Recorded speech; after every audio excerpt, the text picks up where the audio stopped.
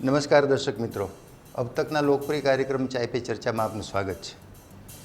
દોસ્તો, America, Russia, Japan પાસે વિજ્ઞાન છે, ટેકનોલોજી છે, સમૃદ્ધિ છે, ઘણું બધું છે, પણ ભારત પાસે સંસ્કાર છે, રામાયણ છે, ગીતા છે, મહાભારત છે, સંસ્કૃતિ છે, આપણી સભ્યતા છે, ચરિત્ર છે। છતાં પણ આજે ક્યાંક કચાશ વર્તાઈ રહી હોય, સમયનો લૂણો લાગ્યો હોય, તો સમાજમાં કેટલાક સંસ્થાનો અને કેટલાક મહાપુરુષો ચરિત્ર નિર્માણ કરવા માટે નીકળ્યા છે। નીકળવું પડ્યું છે, નીકળવું જરૂરી બન્યું છે। આજે આપણે સ્ટુડિયોમાં ભારતીય ચરિત્ર નિર્માણ સંસ્થાનના संस्थापक अध्यक्ष रामकृष्ण गोस्वामी जी उपस्थित है। गोस्वामी जी, आपका स्वागत है। नमस्कार। गोस्वामी जी, सबसे पहले तो मुझे ये पूछना है कि आप गीता संदेश यात्रा में निकले हैं, चरित्र निर्माण का आपका ध्येय है, आपका उद्देश्य है, तो मैं ये पूछना चाहता हूँ कि क्या वाकई देशवासियों का चरित्र शिथिल हो गया है, कमज़ोर हो गया है? निर्माण करने की ज़रूरत क्यों पड़ रही है? क्योंकि जब अंधेरा होता है तभी दिया जलाया जाता है, तो आज ये चरित्र निर्माण की आवश्यकता क्यों हो गई? आपने बिल्कुल सही प्रश्न किया। चरित्र एक व्यापक दृष्टिकोण, एक मनोदशा, एक विचारधारा का एक प्रतीक होता है और हजारों वर्षों से हम लोग ये देख रहे हैं कि व्यक्ति का जो लक्ष्य है या उद्देश्य है या जो चिंतन है या वो दृष्टि है, वो स्व केंद्रित होती जा रही है। अर्थात खाली मेरा कल्याण, मेरा सुख, मेरी शांति, मेरा स्वाभिमान, मेरा रोजगार, मेरी शिक्षा, मेरा स्वास्थ्य, और ज़्यादा से ज़्यादा वो इसमें जो विकास कर रहा है उसमें एक कदम और आगे बढ़ता है कि मेरा परिवार, मैं और मेरा परिवार, जैसे यही उसका पूरा संसार, पूरा जगत, पूरा विश्व हो चुका है। भगवान श्री कृष्ण इस दृष्टि को, सोच को, मनोदशा को अज्ञान का कारण बताते हैं और कहते हैं इससे मुक्ति और कीर्ति, सुख और शांति और आज़ादी की जो कामना व्यक्ति की होती है जीवन में, उसकी प्राप्ति नहीं हो सकती। ये चेतावनी भगवान श्री कृष्ण गीता के माध्यम से देते हैं। बराबर। दुर्भाग्य यह है कि हम जब आत्मज्ञान की बात करते हैं, आत्मचेतना की बात करते हैं, विवेक बुद्धि की बात करते हैं, मोक्ष की बात करते हैं, मुक्ति की बात करते हैं, और अगर संवैधानिक रूप से या राष्ट्रीय अंतर्राष्ट्रीय स्तर पर देखें तो हम मानव अधिकारों की रक्षा की बात करते हैं। खाली हम अपने और अपने परिवार के मानव अधिकारों की रक्षा की व्यवस्था में ही जी जान एक लगाए रहते हैं। पड़ोसी, मोहल्ला, गांव, शहर, जिला, प्रदेश, देश और विश्व के दूसरे मनुष्यों के जो अधिकार हैं, जो उसका सम्मान है, जो उसकी आवश्यकता है, उसकी तरफ वो दृष्टि जाती नहीं है। यही एक संकट है और इसको हम चरित्र का एक बहुत बड़ा अभाव मानते हैं, क्योंकि उसके पास व्यापक सोच और चिंतन नहीं है। तो गोस्वामी जी, क्या आपकी ये यात्रा से, आपके प्रयासों से देशवासियों का चरित्र निर्माण हो जाएगा? और होगा तो कैसे होगा? इसकी प्रक्रिया कैसी होगी? हम लोगों ने 13 मई 1999 को तिहाड़ केंद्रीय कारागार, जो एशिया का सबसे बड़ा जेल है, वहाँ जेल महानिदेशक श्री अजय अग्रवाल, जो तत्कालीन IPS अधिकारी DG थे, उनसे लंबी चर्चा हुई और उस चर्चा में हम लोगों ने उनको ये समझाने में सफलता पाई कि अपराध मुक्ति वैचारिक क्रांति अभियान बंदियों के चरित्र निर्माण बिना संभव नहीं है। और चरित्र निर्माण की जो प्रयोगशाला है, जो साइंटिफिक एक लैबोरेटरी है, वो श्रीमद् भगवद गीता है। अगर हम भगवद गीता के अध्ययन, चिंतन और मंथन और स्वयं मूल्यांकन की प्रक्रिया से बंदी को निकालते हैं तो बड़े से बड़े अपराधियों को हम एक अच्छा मानव, एक धर्मात्मा बना सकते हैं। सामाजिक और राष्ट्रीय और मानवीय कल्याण के उस महायज्ञ में आगे बढ़ा सकते हैं और इसमें बहुत बड़ा क्रांतिकारी जो साक्षात्कार जेल प्रशासन ने स्वीकार किया और उसमें सैकड़ों बंदियों में जो परिवर्तन आया इस गीता के माध्यम से, उसी के परिणाम स्वरूप 30 नवंबर 2000 को तिहाड़ केंद्रीय कारागार प्रशासन ने चरित्र निर्माण योजना और अपराध मुक्ति वैचारिक क्रांति अभियान को मान्यता दी और उसे कार्यक्रम में मान्यता देते हुए भारतीय चरित्र निर्माण संस्थान को एक बड़े कार्यक्रम में सम्मानित भी किया। गोस्वामी जी, गीता जी में, श्रीमद् भगवद गीता में कर्म का महिमा गान है, तो केवल कर्म करने से आदमी क्या चरित्रवान हो जाएगा? नहीं, बिल्कुल नहीं हो। भगवद गीता में जगत गुरु श्री कृष्ण ने 4थे अध्याय के अंदर 16 और 17वें श्लोक में ये कहा है कि कर्म, अकर्म और विकर्म, खाली कर्म करने से काम नहीं चलेगा। कौन सा कर्म करना है? वो धर्म कर्म कर रहा है या अधर्म कर रहा है, सदकर्म कर रहा है या दुष्कर्म कर रहा है, इसका ज्ञान, इसका विवेक भी उस व्यक्ति के पास होना जरूरी है। इसके बिना उसका कल्याण अर्थात मानव अधिकारों की रक्षा, उसकी मुक्ति, उसको सुख शांति सुरक्षा और आज़ादी संभव ही नहीं है। गोस्वामी जी, मा फलेषु कदाचन बहुत प्रचलित है ये बात, तो फल की इच्छा के बिना कोई आदमी कर्म कर सकता है क्या? मैं यहाँ नौकरी करता हूँ तो मुझे पगार की, तनख्वाह की अपेक्षा है, मैं कोई भी कर्म करता हूँ तो इसके पीछे मेरा स्वार्थ छिपा है, तो स्वार्थ के बिना, फल की इच्छा के बिना कर्म कैसे हो सकता है? बहुत अच्छा प्रश्न किया। ये शायद सनातन और सार्वभौम प्रश्न है व्यक्ति के जीवन का। इसमें एक देवीय विधान है भगवद गीता में। भगवान श्री कृष्ण ने 3रे अध्याय के अंदर ये 9वें अध्याय से और 12वें श्लोक तक, 9वें और 12वें श्लोक तक ये बताया है कि कोई भी व्यक्ति अगर परमार्थ की दृष्टि से कर्म करता है, आचरण करता है, व्यवहार करता है, तो जो दैवी व्यवस्था है या ईश्वरीय व्यवस्था है या श्रेष्ठ मानवों की जो कल्याणकारी विधि व्यवस्था है, शासन व्यवस्था है, वो विधि व्यवस्था, प्रशासन, शासन की जो शक्तियां हैं या जो ईश्वरीय शक्तियां हैं, वो उस परमार्थ कर्म को करने वाले व्यक्ति के योगक्षेम की व्यवस्था करेंगी और ये सबके लिए एक चमत्कार के रूप में होगा। लेकिन ये ईश्वरीय विधान है कि जैसा कर्म करेगा वैसा फल होगा। इसलिए अगर श्रेष्ठ फल चाहिए तो श्रेष्ठ कर्म करना पड़ेगा, लेकिन श्रेष्ठ कर्म के लिए श्रेष्ठ ज्ञान की आवश्यकता है, सतर्कता की आवश्यकता है, ध्यान की आवश्यकता है और ये एक निश्चित प्रक्रिया है। इसके बिना श्रेष्ठ कर्म नहीं होगा और श्रेष्ठ कर्म बिना श्रेष्ठ फल की प्राप्ति नहीं होगी। खाली कामनाओं से काम नहीं चलेगा। गोस्वामी जी, आज का जो युवा धन है तो वो व्यसन, फैशन और मोबाइल से जुड़ा हुआ है, उसके दलदल में फंस गया है, तो उसको बाहर निकालने के लिए क्या करना चाहिए? उसको चरित्रवान बनाने के लिए आपके पास कोई स्कीम? लोगों को स्कीम में बहुत इंटरेस्ट होता है, आपके पास ऐसी कोई स्कीम है क्या? बिल्कुल, आपके गुजरात में ही 2005 में इसकी शुरुआत हम लोगों ने की पहली बार, और साबरमती जेल में 25 दिसंबर 2005 को पहला कार्यक्रम हुआ। उसके बाद हम लोग बड़ौदा, सूरत, राजकोट, जूनागढ़, जामनगर की जेलों में गए और कुरुक्षेत्र से द्वारका तक का जो हमारा 18 दिवसीय गीता जयंती का कार्यक्रम था, उसका नाम ही था अपराध मुक्ति वैचारिक अभियान।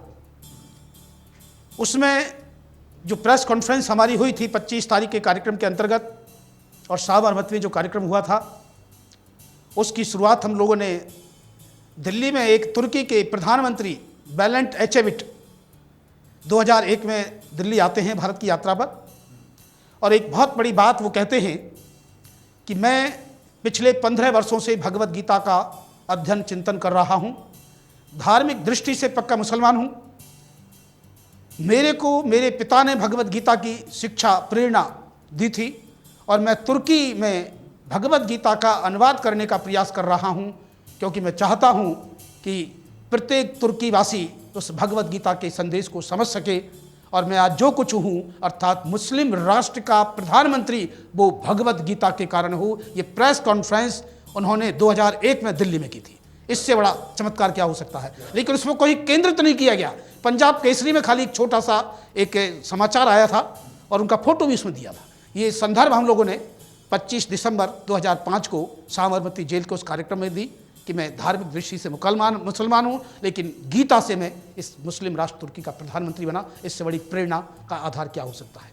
और इसके बाद डीजी बंजारा साहब से हम लोगों की मुलाकात साबरमती जेल में ही होती है। 3-4 घंटे लंबी चर्चा होती है। वो हमारे कार्यक्रमों में आना चालू करते हैं और फिर उन्होंने जब तक वो जेल में रहे 11 महीने खुद 250 से 300 बंदियों को भगवत गीता की शिक्षा प्रेरणा इसी रूप में दी जिस रूप में हमारी उनसे चर्चा हुई थी। ये परिवर्तन का एक संकनाद है। गोस्वामी जी, आप अपने प्रवचनों में, अपने व्याख्यान में राजनीति को बहुत बड़ा धर्म बताते हो। जैसे आपने बताया कि विवेकानंद जी ने राजनीति की थी, लोकमान्य तिलक ने की थी, तो वो बड़ा मानव धर्म किया था। लेकिन आज के जो राजनीतिज्ञ हैं, मैं किसी का नाम नहीं लेना चाहूँगा, किसी पार्टी का भी नाम नहीं लूँगा, लेकिन लोग उसे मानव धर्मी बिल्कुल नहीं समझते हैं। आप समझते हैं क्या? आपने बहुत अच्छा प्रश्न किया। मैं 6 जुलाई 2021 को जम्मू सेंट्रल यूनिवर्सिटी में एक वेबिनार हुआ था श्यामा प्रसाद मुखर्जी की जयंती पर। उसमें केरला के माननीय राज्यपाल आरिफ मोहम्मद खान मुख्य अतिथि थे। मैं विशिष्ट अतिथि था। आपने जिस प्रकार से राजनीति के संदर्भ को जोड़ा, उसी संदर्भ में मैंने आरिफ मोहम्मद खान साहब से यह अपील की थी कि हम लोग अधर्म को भी धर्म मानकर उसका आचरण कर रहे हैं और धर्म को अधर्म मानकर उससे विमुख हो रहे हैं। राज की नीति और धर्म की नीति पर्याय है, तो धर्म की पुनर्परिभाषा की आवश्यकता मानव और विश्व और राष्ट्र कल्याण हेतु है।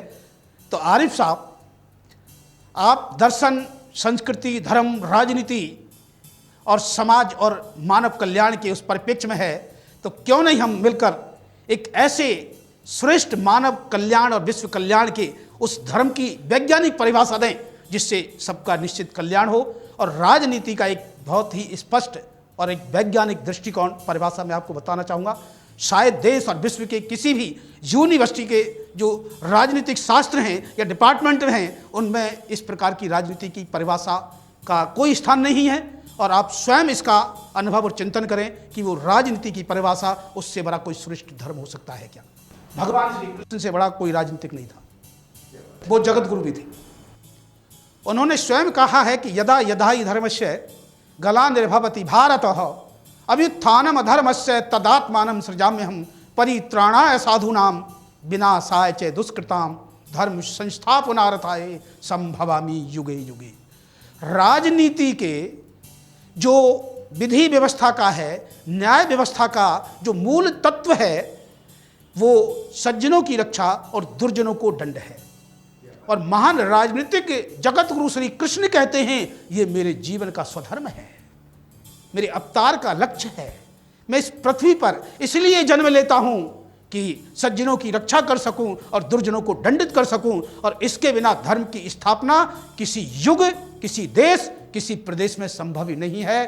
तो राज की नीति का मतलब है एक न्याय के शासन की विधि व्यवस्था स्थापना, और उसके बिना मानव अधिकारों की रक्षा, परिवार कल्याण, social justice, national security and world peace की योजना किसी युग और काल में संभव नहीं है।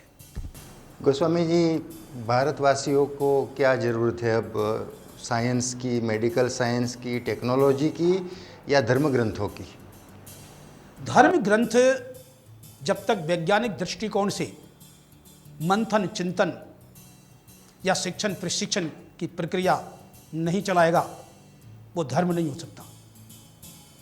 हम लोगों ने बहुत लंबी चर्चाओं के बाद यूनिवर्सिटियों के अंदर प्रशासनिक अधिकारियों के साथ में, मानवाधिकार आयोग के साथ में, राष्ट्रीय मानवाधिकारों के साथ में, और मैं आपको याद दिलाता हूँ कि 2011 में राष्ट्रीय मानवाधिकार आयोग के सामने हम लोगों ने एक प्रस्ताव दिया था एक राष्ट्रीय संगोष्ठी का, और उसका शीर्षक ही रखा गया धर्म और मानवाधिकार। इसमें विभिन्न धर्मों के जो अपने आप को एक्सपर्ट समझते थे, विद्वान समझते थे, उन लोगों को हमने बुलाया और ये कहा, जैसे इस्लाम और मानवाधिकार, क्रिश्चियनिटी और मानवाधिकार, जैनिज्म, बुद्धिज्म और सिखिज्म और मानवाधिकार, और गांधीज्म और मानवाधिकार, और हमने वो विषय लिया भगवत गीता और मानवाधिकार। राष्ट्रीय मानवाधिकार आयोग के साथ में एक बड़ा कार्यक्रम पूरी बेंच के साथ दिल्ली में हो चुका है, और वहाँ मैंने 2 टूक भाषा में घोषित किया था कि राज्य की नीति, उसका धर्म न्याय व्यवस्था है और मानव और राष्ट्र और विश्व का कल्याण इसके बिना संभव नहीं है। इसलिए राजनीति से बढ़कर मानव और विश्व कल्याण का कोई दूसरा धर्म, कोई दूसरा साधन इस सृष्टि में नहीं है।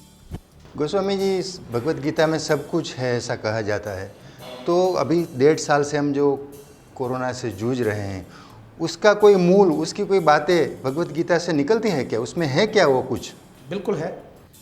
भगवान श्री कृष्ण ने 3 अध्याय के 42 श्लोक में एक बहुत बड़ा संदेश दिया है और उसको आप व्यवहारिक रूप से स्वयं अपने जीवन के आधार पर देख सकते हो। भगवान श्री कृष्ण ने व्यक्ति को 5 भागों में विभाजित किया है। वो 5 तत्व हैं, चाहे वो किसी जाति, पंथ, क्षेत्र, रंग, लिंग, दल और देश के लोग हों, कोई फर्क नहीं पड़ता। तो 5157 वर्ष पूर्व भगवान श्री कृष्ण की उस व्यक्ति के विभाजन की उस विधि व्यवस्था को देखिए, जिसमें भगवान श्री कृष्ण कहते हैं कि शरीर, इंद्रियां, मन, बुद्धि और आत्मा, इन 5 के योग से व्यक्ति बनता है। और इसी श्लोक में एक बहुत बड़ी घोषणा भी जगत गुरु महायोगेश्वर श्री कृष्ण करते हैं कि शरीर से इंद्रियां, इंद्रियों से मन, मन से बुद्धि और बुद्धि से भी आत्मा अत्यंत श्रेष्ठ, सूक्ष्म और बलवान है। और अगले श्लोक में श्री कृष्ण कहते हैं 3 अध्याय में, इसलिए हे अर्जुन, तू आत्मा को जानकर, जो बुद्धि से भी अत्यंत श्रेष्ठ, सूक्ष्म और बलवान है, मन को नियंत्रित करके इस दुर्जय काम रूपी शत्रु को मार डाल। और जो ये कोरोना है, ये काम रूपी शत्रु हमारी कामनाओं, इच्छाओं के प्रति जो हम कर्म अकर्म का विवेक भूल जाते हैं कि मास्क लगाना चाहिए कि नहीं लगाना चाहिए, डिस्टेंस रखना चाहिए कि नहीं रखना चाहिए, उस ग्रुप भीड़ में जाना चाहिए कि नहीं जाना चाहिए, कौन सी दवाई कहाँ कैसे लेनी चाहिए।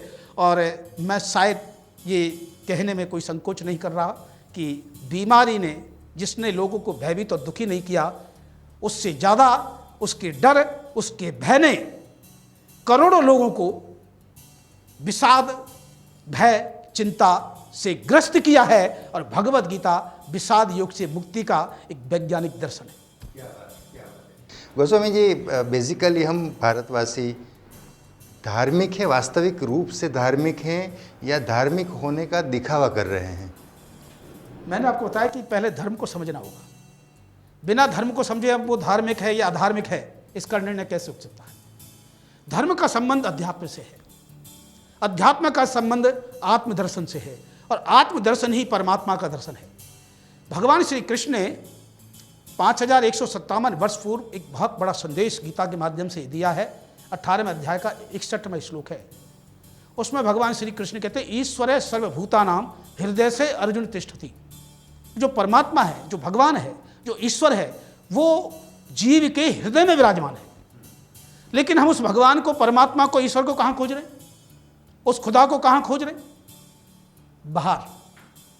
और जब तक हमारी वो दृष्टि खोजने की अंदर नहीं होगी, मन में नहीं होगी, मन मंदिर में, तब तक उससे परमात्मा का आत्मसात, उसकी कृपा संभव नहीं है। और इसलिए धर्म का जो तत्व है वो परमार्थ से है, और जो परमार्थ कर्म नहीं है वो धर्म नहीं हो सकता। इस निर्णय के साथ में कर्म करना पड़ेगा और मुक्ति के राजपथ पर चलना पड़ेगा। आपने गीता संदेश यात्रा शुरू की है, तो उसके बारे में थोड़ा डिटेल से बताइए। वो कहाँ से शुरू हुई है, कब शुरू हुई, आपका रूट क्या है, वो कहाँ पर पूर्ण होने वाली है, और पूरा प्रोग्राम जो 1 सप्ताह का होता है आपका, तो उसमें आप क्या क्या करते हैं बेसिकली? इस बार कोरोना काल के कारण ही महाराणा प्रताप जयंती 9 मई को महाराष्ट्र की एक वर्धा में यूनिवर्सिटी है, महात्मा गांधी अंतर्राष्ट्रीय हिंदी विश्वविद्यालय, उसमें हम लोगों ने महाराणा प्रताप जयंती 9 मई को मनाई थी। तो उसमें गुजरात के भी, जूनागढ़ के नरसिंह मेहता यूनिवर्सिटी के वाइस चांसलर्स मौजूद थे, और गुजरात ह्यूमन राइट्स के chairman justice Ravi R Tripathi मौजूद थे। उसमें ये चिंतन हुआ कि महाराणा प्रताप का जो चरित्र है या जो जीवन दर्शन है, वह एक्चुअली खाली राजपूतों तक, मेवाड़ तक या राजस्थान तक सीमित नहीं है, खाली एक पंथ विशेष के संघर्ष का प्रतीक नहीं है, अपितु महाराणा प्रताप का वो चरित्र जो है वह मानव अधिकारों की सार्वभौम रक्षा की जो विधि व्यवस्था स्थापना है, जो शासन नीति है, जो राजधर्म है उसको केंद्रित करते हुए है। और इसी दृष्टि से हम महाराणा प्रताप और मानवाधिकार का जो वैश्विक क्राइसिस है, समस्या है, उस समस्या के समाधान के लिए एक बेहतर लीडरशिप का कार्यक्रम कर सकते हैं। उसी समय मेरे को एक प्रेरणा हुई और मैंने जूनागढ़ के नरसिंह मेहता यूनिवर्सिटी के वाइस चांसलर को एक प्रस्ताव रखा कि अंग्रेजी तारीख के आधार पर 9 मई को प्रताप जयंती हम लोग मनाते आ रहे हैं 2010 से। उसमें जस्टिस एन के जैन 2010 में ह्यूमन राइट्स के चेयरमैन थे राजस्थान के, और वो उदयपुर सेंट्रल जेल में हमारे साथ आते हैं। ये प्रस्ताव उनके सामने रखा गया था, उन्होंने स्वीकार किया था। और जस्टिस एन के जैन जो मद्रास कर्नाटक हाईकोर्ट के चीफ जस्टिस भी रहे, उन्होंने इसको बिल्कुल एक्सेप्ट किया और हम लोगों ने इसको चालू किया। और उसके बाद मैंने नरसिंह मेहता यूनिवर्सिटी के वाइस चांसलर को बोला कि जो भारतीय संस्कृति के आधार पर प्रताप जयंती है वो 13 जून को होने वाली है, ज्येष्ठ शुक्ला तृतीया। क्या गुजरात की ये यूनिवर्सिटी प्रताप जयंती पर उस दिन कार्यक्रम कर सकती है? उनके बिल्कुल कर सकती है। तो यहाँ भी वो कार्यक्रम हुआ, लेकिन अचानक दूसरे दिन मेरे दिमाग में एक विचार आया कि क्यों नहीं हम लोग हल्दी घाटी युद्ध दिवस 18 जून तक लगातार ये कार्यक्रम अलग अलग यूनिवर्सिटी में करें। तो 9 मई से 18 जून तक 41 दिन, और उन 41 दिन में हर रविवार को हमने एक अलग यूनिवर्सिटी में कार्यक्रम किया और विषय एक रखा, महाराणा प्रताप, भगवत गीता, राष्ट्रीय सुरक्षा और उच्च शिक्षा। और 18 जून को हल्दी घाटी दिवस पर शायद सरकारी वाइस चांसलर्स के सम्मेलन को छोड़कर देश में 12 विश्वविद्यालयों के कुलपति एक साथ, और गुजरात और राजस्थान मानवाधिकार आयोग के माननीय अध्यक्ष, बंगाल के डीजीपी आईपीएस, राजस्थान और उत्तर प्रदेश के आईएएस आईपीएस अधिकारी पहली बार एक मंच पर आए। और उसमें ये तय हुआ कि हमको एक राष्ट्रीय और मानवीय चेतना विकास अभियान चलाना चाहिए। और क्योंकि उस दिन हल्दी घाटी युद्ध दिवस था 18 जून, तो हम लोगों ने ऐसे ही वहाँ उनके सामने एक प्रपोजल रखा कि क्यों नहीं 1 महीने बाद 18 जुलाई को, क्योंकि हल्दी घाटी युद्ध दिवस पर ये चर्चा हो रही है और प्रताप जयंती से इसकी शुरुआत हुई है, तो हल्दी घाटी से इसकी शुरुआत हो। और क्योंकि भगवत गीता इस चर्चा में है और द्वारका के जो राजा थे, राजनीतिज्ञ जगत गुरु श्री कृष्ण, द्वारका में इसका समापन गुरु पूर्णिमा पर हो, कि गुरु पूर्णिमा पर उस कृष्णम वंदे जगत गुरु के उस गीता संदेश को मानव अधिकारों की रक्षा और राष्ट्रीय सुरक्षा और विश्व शांति के परिप्रेक्ष्य में हम लोग उसको एक राजनीति के उस दृष्टि, राजनीति एक मैनेजमेंट है मानव कल्याण का और एक बिल्कुल सिस्टमेटिक है, साइंटिफिक है, इस दृष्टि से हम ये संदेश कल द्वारका में देंगे। और कल गुजरात राज्य मानवाधिकार आयोग के माननीय अध्यक्ष रवि त्रिपाठी जी के साथ हम लोगों की लंबी चर्चा हुई और उन्होंने गीता देकर इस यात्रा को द्वारका के लिए रवाना किया है। और राजस्थान में राजस्थान मानवाधिकार के अध्यक्ष जो गोपाल कृष्ण व्यास हैं, न्यायाधीश महोदय, उन्होंने अपने आवास से 17 जुलाई को इसको रवाना किया हल्दी घाटी के लिए, और यहाँ से द्वारका के लिए ह्यूमन राइट्स कमीशन के चेयरमैन ने रवाना किया। ये शायद देश के राजनीतिक, शासन, प्रशासनिक, न्याय व्यवस्था में एक ऐतिहासिक और गौरवशाली अभियान है, जिसके लिए हम आज ये चर्चा कर रहे हैं। स्वामी जी, आपसे बहुत बातें करने को जी चाह रहा है, लेकिन हमारा समय की एक मर्यादा है, तो आप हमारे दर्शकों को एक मैसेज दे दें, एक संदेश आपका दे दें। संदेश यही है कि द्वारकाधीश भगवान श्री कृष्ण के कृष्णम वंदे जगत गुरुम के उस वैश्विक महामंत्र को हम स्वीकार करें और जगत गुरु श्री कृष्ण का जो ये गीता का दर्शन है, जो महाज्ञान है, महायोग है, इसको आत्मसात कर जीवन को सफल, सार्थक और गौरवान्वित कराएं और एक मुक्ति के राजपथ पर आगे बढ़ें। यही गीता का, कृष्ण का और गुरु पूर्णिमा का संदेश है। तो दर्शक मित्रों, चरित्र निर्माण पर रामकृष्ण गोस्वामीजी સાથે આપણે ખૂબ સરસ મજાની વાતો કરી, ઘણું બધું જાણવા મળ્યું, ઘણી બધી પ્રેરણા મળી। ફરી પાછા કોઈ નવા વિષય સાથે, નવા વક્તા સાથે મળશું, ત્યાં સુધી અમને રજા આપશો। નમસ્કાર।